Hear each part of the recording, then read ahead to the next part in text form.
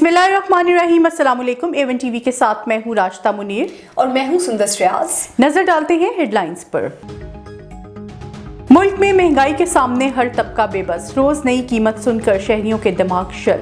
नमक, घी, चीनी, दालें, दूध, गोश्त, चावल समेत सब कुछ महंगा। मुल्क में हफ्तावार महंगाई की शरह 41% से बढ़ गई। इदारा शुमारियात के मुताबिक एक हफ्ते में 32 अशियाए ज़रूरिया की कीमतों में इजाफा हुआ। आटे के 20 किलो के थैले की कीमत बढ़कर 1700 रुपये हो गई। 8 अशिया की कीमतों में कमी और 10 में इस्तेहकाम रहा। एक हफ्ते में अमरीकी डॉलर भी 18 रुपये 50 पैसे महंगा हुआ।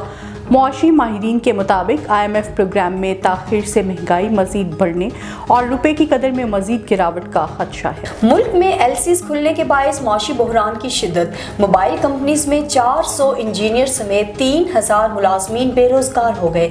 मकामी सतह पर मोबाइल की मैन्युफैक्चरिंग के यूनिट बंद होना शुरू हो गए। इधर फरवरी के दौरान सीमेंट की फरोख्त में भी मजीद कमी आ गई। सीमेंट की डिमांड 7.1% कम होकर 4 मिलियन टन पर आ गई। मुल्क भर में जान बचाने वाली अद्वियात की शदीद किल्लत। 130 से जायद अद्वियात नापैद हो चुकी।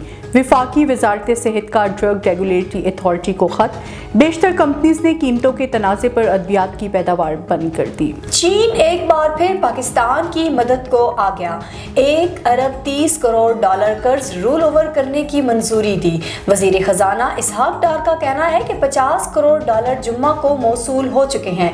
80 करोड़ डॉलर 2 किस्तों में जल्द मिल जाएंगे। मुल्क की कोई मौशी पॉलिसी नहीं, कब तक मांग कर दिन गुजारेंगे। रहनुमा PTI फवाद चौधरी का कहना है कि पाकिस्तान दुनिया में तन्हा हो चुका।